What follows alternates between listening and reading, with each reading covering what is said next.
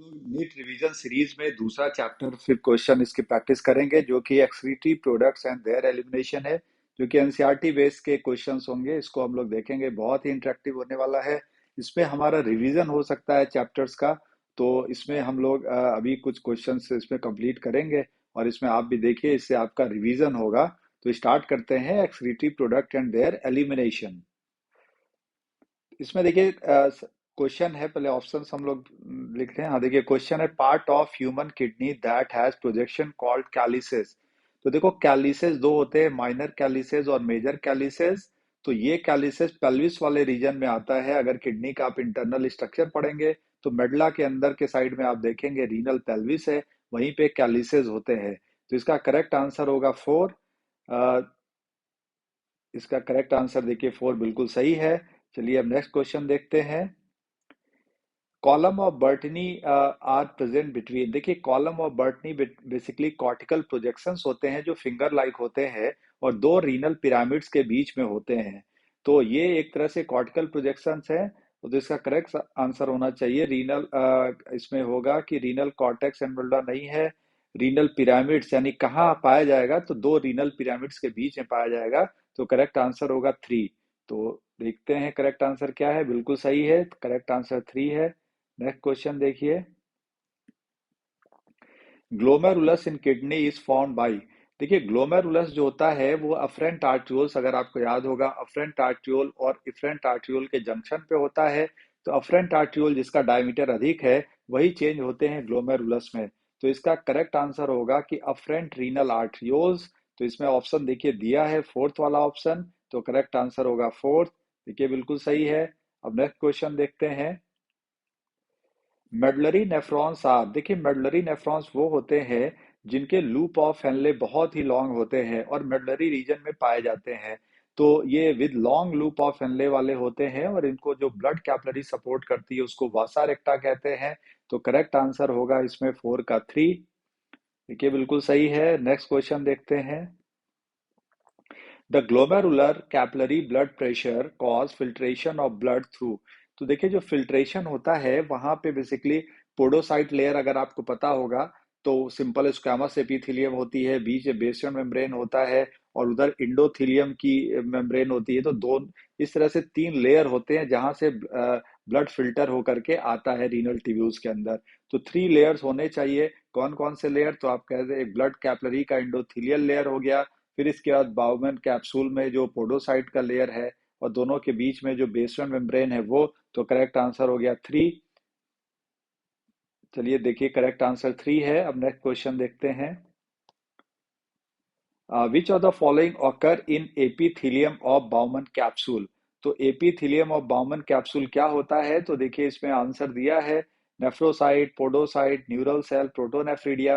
Podocyte cells होते हैं जो फीट लाइक होते हैं, उसमें जगह जगह फिल्ट्रेशन स्लिट्स होती हैं जहां से ब्लड फिल्टर होकर के ट्यूब्यूल्स में जाता है। तो ये करेक्ट आंसर होगा पोडोसाइट। नाम पोडोसाइट है because it looks like feet, पैर की तरह दिखाई देते हैं, तो नाम हो गया पोडोसाइट। तो सिक्स का सेकंड होना चाहिए, बिल्कुल सही है। नेक्स्ट क्वेश्चन देखिए। Material that are not filter in the Bowman capsule. तो बाउमन कैप्सूल में इसमें जो मटेरियल दिया है, आपको पता है कि ब्लड के सारे कंपोनेंट फिल्टर होते हैं, लेकिन ब्लड कॉर्पसल्स और बड़े जो प्रोटीन्स होते हैं वो नहीं फिल्टर हो पाते हैं। इसमें प्रोटीन्स ऑप्शन दिया है तो ये फिल्टर नहीं होगा। बाकी अमाइनो एसिड्स, वाटर और सिंपल शुगर, ये सब ब्लड के फिल्टर हो जाते हैं। तो करेक्ट आंसर होगा फोर। देखिए बिल्कुल सही है। नेक्स्ट क्वेश्चन देखते हैं। On on their activation JG cell secrete. JG cell यानी जेक्स्ट्रा ग्लोमेरुलर सेल तब होता है जब ब्लड में सोडियम फॉल कर जाए या ब्लड प्रेशर कम हो जाए। तो ये एक हार्मोन निकालते हैं, इसको रेनिन कहते हैं, RENIN। ध्यान रखना है स्टूडेंट, RENNIN हो जाएगा तो वो हो जाएगा प्रोटियोलिटिक एंजाइम जो मिल्क प्रोटीन को डाइजेस्ट करता है। तो यहाँ पे रेनिन होना चाहिए, RENIN। करेक्ट आंसर थ्री होगा। देखिए सही है। नेक्स्ट क्वेश्चन देखते हैं। JG cells are get activated when there is. तो जेजी सेल तभी एक्टिवेट होता है जब जीएफआर कम हो जाए। देखिए, फॉल इन जीएफआर तभी ऐसा होता है क्योंकि जीएफआर कम हो जाता है। उस कंडीशन में ब्लड में सोडियम कम हो गया, ब्लड प्रेशर कम हो जाएगा, तो जीएफआर कम हो जाता है। तो करेक्ट आंसर होगा थ्री। देखिए बिल्कुल सही है। नेक्स्ट क्वेश्चन देखते हैं। The ascending limb of loop of Henley, loop of Henley में दो लिम्ब होता है, डिसेंडिंग और एक असेंडिंग। डिसेंडिंग लिम्ब जो होता है वाटर के लिए परमिएबल होता है, लेकिन जो असेंडिंग लिम्ब होता है वो इलेक्ट्रोलाइट्स के लिए परमिएबल होता है, वाटर के लिए परमिएबल नहीं होता है। तो इसमें ऑप्शंस देखिए, तो इसमें होगा permeable to electrolytes but not for water, ये होना चाहिए। करेक्ट आंसर होगा इसमें 3। देखिए सही है। नेक्स्ट क्वेश्चन देखते हैं। The concentration of filtrate will as it move down in the descending limb of loop of Henle। तो लूप ऑफ हेनले में जैसे फिल्ट्रेट ऊपर से नीचे आता है उसका कंसंट्रेशन बढ़ता जाता है, क्योंकि पानी एब्जॉर्ब हो जाते हैं, सॉल्ट एब्जॉर्ब नहीं होता। तो इसीलिए अगर आप कंसंट्रेशन देखें तो 300 मिली ऑस्मोल से बढ़ते हुए 1200 मिली ऑस्मोल तक पहुंच जाता है। तो फिल्ट्रेट जैसे जैसे लूप ऑफ हेनले में नीचे पहुंचेगा कंसंट्रेटेड होता जाएगा। तो करेक्ट आंसर होगा इसमें कि कंसंट्रेशन इंक्रीज करेगा, इट विल इंक्रीज। तो देखिए करेक्ट आंसर इंक्रीज सही है। नेक्स्ट क्वेश्चन देखते हैं। From this part, urea can be reabsorbed into interstitium to maintain osmolarity of that region। अगर आप काउंटर करंट मैकेनिज्म पढ़े होंगे तो उसमें आप देखते होंगे जब कलेक्टिंग डक्ट के थ्रू लास्ट में जब यूरिन में जा रहा था यूरिया, तो वहां से कुछ यूरिया एब्जॉर्ब होकर मेडुलरी इंटरस्टिशियम में आता है टू मेंटेन द ऑस्मोलरिटी। तो करेक्ट आंसर होगा यूरिया। इधर तो आपको याद होगा कि असेंडिंग लिम्ब में सॉल्ट एब्जॉर्ब हुआ था, लेकिन जो कलेक्टिंग ट्यूब्यूल्स है उसके रास्ते यूरिया एब्जॉर्ब होता है। तो कलेक्टिंग डक्ट होना चाहिए करेक्ट आंसर, क्योंकि वहां से यूरिया निकलता है तो उसके पीछे जो कुछ वाटर भी एब्जॉर्ब होते हैं। तो करेक्ट आंसर होगा 4। एकदम बिल्कुल सही है, अच्छा क्वेश्चन था। नेक्स्ट क्वेश्चन देखते हैं। Counter current mechanism observed in the renal medulla help in formation of. देखो काउंटर करंट मैकेनिज्म होता है जो इसलिए होता है कि इससे खूब ज्यादा वाटर एब्जॉर्ब हो जाए। तो वाटर जब एब्जॉर्ब हो जाएगा तो उससे क्या होगा कि यूरिन कंसंट्रेटेड हो जाएगी, क्योंकि यूरिन में से ज्यादा वाटर एब्जॉर्ब हो गया है। तो counter current mechanism is mainly for conservation of water होता है। तो इसका करेक्ट आंसर होगा कंसंट्रेटेड यूरिन। बिल्कुल सही है। नेक्स्ट क्वेश्चन देखिए। Hormone release by hypothalamus which is related with the functioning of kidney. तो इसमें जो हॉर्मोन्स लिखे हैं, अगर रेनिन की बात की जाए तो वो आपको पता है जेजी सेल सिक्रीट करती है।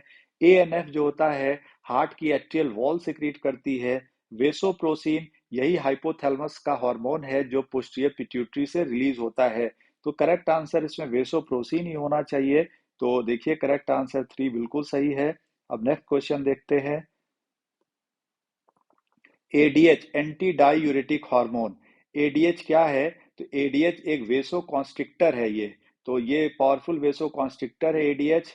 तो करेक्ट आंसर इसमें 1 होना चाहिए, ये तो सबको पता होगा। तो बिल्कुल सही है। Anti natriuretic factor, anti atrial natriuretic factor मतलब ये एट्रियल से निकलने वाला एक फैक्टर है जो सोडियम को अपोज करता है, उस सोडियम का एब्जॉर्प्शन का।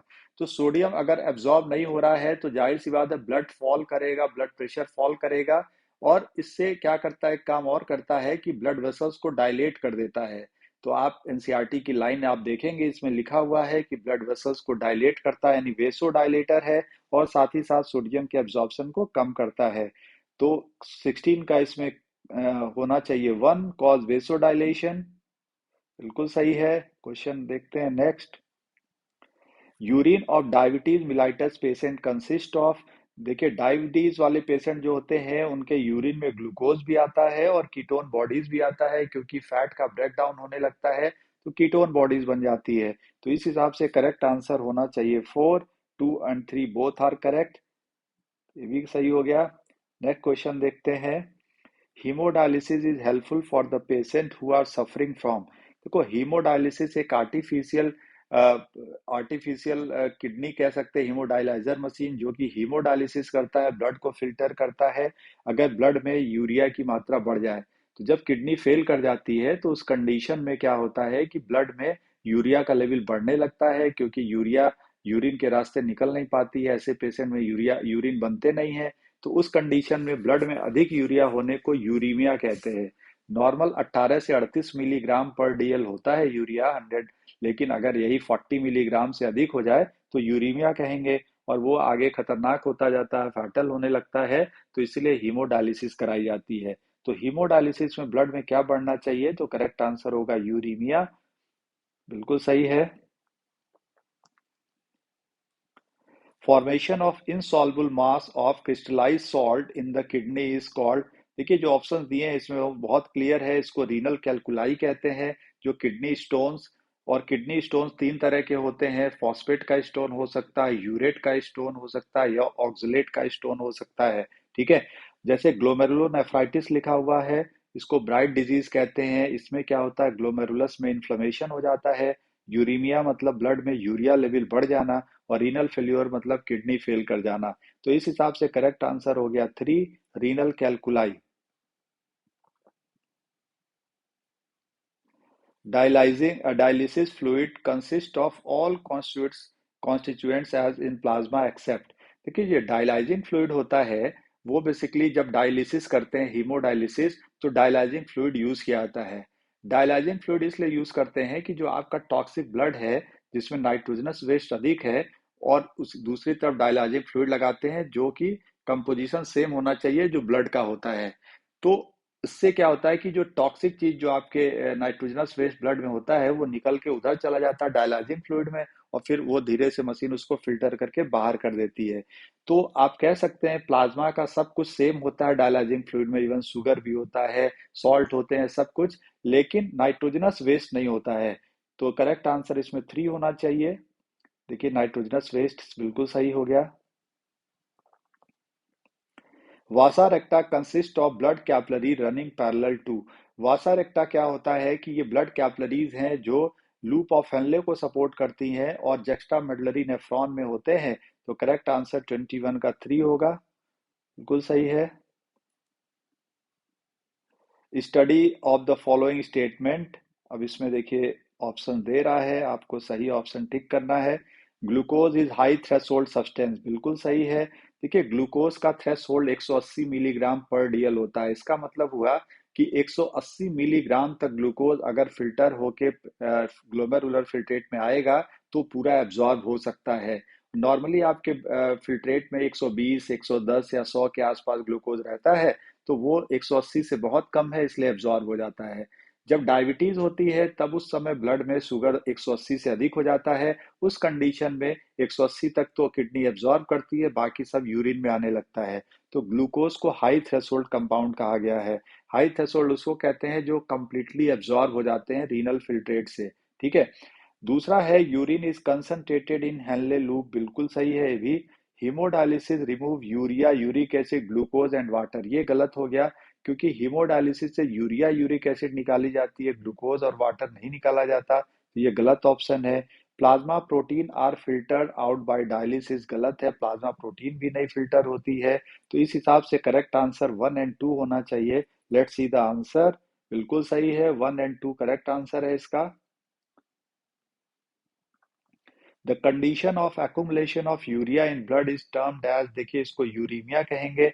अब इसमें एक टर्म और है कीटोन यूरिया। कीटोन यूरिया मतलब है कीटोन बॉडी इन यूरिन। देखो कहीं भी सफिक्स में यूरिया वर्ड लगा हो, इसका मतलब यूरिन में कोई चीज आ रही है, और इमिया लगा हो तो इमिया माने ब्लड में कोई चीज आ रही है। जैसे हम कहें कीटोनीमिया, इसका मतलब कीटोन बॉडी ब्लड में बढ़ रहा है। कहें कीटोन यूरिया, तो कीटोन बॉडी यूरिन में बढ़ रहा है। तो कीटोन यूरिया मतलब कीटोन बॉडी इन यूरिन।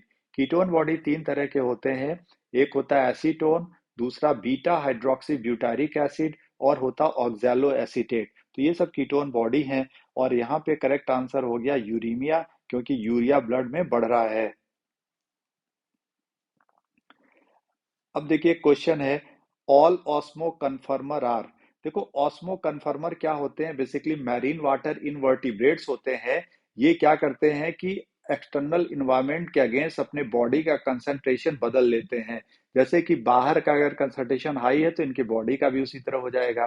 तो अपने बॉडी के कंसंट्रेशन को चेंज करते रहते हैं, तो इसको कहते हैं ऑस्मो कन्फर्मर। जैसे कि हैग फिश होती है, या फिर सार्क वगैरह कार्टिलेजिनस फिशेज भी ऐसे ही कैटेगरी में आते हैं, और ज्यादातर इनवर्टिब्रेट्स होते हैं। तो इसका करेक्ट आंसर है मैरीन एनिमल होना चाहिए। तो let's see the answer. Marine animal बिल्कुल सही है। और देखिए जो बोनी फिशेज होते हैं वो ऑस्मो रेगुलेटर होते हैं। ऑस्मो रेगुलेटर वो होते हैं जो उनके बॉडी का कंसंट्रेशन हमेशा कांस्टेंट रहता है, जो चेंज नहीं कर पाते, उसको ऑस्मो रेगुलेटर कहा जाता है। The pH of urine is approximately, देखिए यूरिन का पीएच 6 होता है नॉर्मली, बट वो वेरी कर सकता है, 7 से भी अधिक हो सकता है, 6 से भी कम हो सकता है, depend upon the nature of food, या यूरिन में कितना एच आयन एक्सक्रीट हो रहा है उस पर डिपेंड करता है। अगर एच आयन ज्यादा ट्यूबुलर सिक्रीशन से निकल रहा है तो यूरिन ज्यादा एसिडिक हो जाएगी। तो यहाँ पे नॉर्मल जो पीएच होता है 6 होता है, तो करेक्ट आंसर होना चाहिए 3। बिल्कुल सही है। नेक्स्ट क्वेश्चन देखते हैं। Filtration of blood takes place. Filtration of blood कहाँ पे होता है, तो आप जानते हैं मेल्पिगियन कॉर्पसल्स पे, या रीनल कॉर्पसल्स भी कहा जाता है। तो करेक्ट आंसर मेल्पिगियन बॉडी होगा। तो इसमें देखिए 3 बिल्कुल सही है। नेक्स्ट क्वेश्चन देखते हैं। The effective filtration pressure in uriniferous tubule is. देखो जो नेट फिल्ट्रेशन प्रेशर या इफेक्टिव फिल्ट्रेशन प्रेशर होता है वो 10 mmHg होता है, आपको याद होगा। Glomerular hydrostatic pressure minus blood colloidal osmotic pressure plus capsular hydrostatic pressure. तो जीएचपी लगभग 60 mmHg के आसपास होता था, blood colloidal osmotic pressure 32 mmHg, और कैप्सुलर हाइड्रोस्टैटिक प्रेशर लगभग 18 mmHg। तो दो प्रेशर हैं जो अपोज करते हैं और एक प्रेशर है प्रमोट करता है। तो जीएचपी में से दोनों को घटाओगे तो 10 mmHg आएगा। तो करेक्ट आंसर होगा 2। इसी की वजह से अल्ट्रा फिल्ट्रेशन प्रोसेस होता है। तो बिल्कुल सही हो गया। नेक्स्ट क्वेश्चन देखते हैं। In kidney ultrafiltration occur due to. Ultrafiltration क्यों होता है, तो आपको पता है कि अल्ट्रा फिल्ट्रेशन के लिए मेनली जो है ग्लोमेरुलर हाइड्रोस्टैटिक प्रेशर है जो कि फिल्ट्रेशन कराता है। बाकी दो ऐसे प्रेशर हैं जो अपोज करते हैं, एक ब्लड कोलाइडल ऑस्मोटिक प्रेशर और दूसरा कैप्सुलर हाइड्रोस्टैटिक प्रेशर। तो मेनली रिस्पॉन्सिबल अल्ट्रा फिल्ट्रेशन के लिए ग्लोमेरुलर हाइड्रोस्टैटिक प्रेशर। तो करेक्ट आंसर होगा 2। बिल्कुल सही है। नेक्स्ट क्वेश्चन देखते हैं। In Bowman capsule afferent arteriole is, देखिए ये आपको पता है बाउमन कैप्सूल में अफरेंट आर्ट्रियोल वाइडर होता है और इफरेंट आर्ट्रियोल नैरोअर होता है। तो देखिए इसमें ऑप्शन में afferent arteriole is wider where the efferent arteriole is narrower, ऐसा सेकंड ऑप्शन दिया है। तो करेक्ट आंसर यही होना चाहिए। बिल्कुल सही है। Dialyzing unit artificial kidney contain fluid which is almost same as that plasma except that। देखिए हमने बताया कि डायलाइजिंग फ्लूइड सेम होता है प्लाज्मा के, लेकिन उसमें नाइट्रोजनस वेस्ट नहीं होते हैं। तो नाइट्रोजनस वेस्ट यानी यूरिया यूरिक एसिड नहीं होता है उसके अंदर। तो करेक्ट आंसर देखिए इसमें, देखिए यूरिक एसिड लिखा हुआ है, या correct except that it has no urea, उसमें यूरिया नहीं होगी। तो करेक्ट आंसर होना चाहिए 2। देखिए बिल्कुल सही है। तो स्टूडेंट इस तरह से हम लोग एक चैप्टर कंप्लीट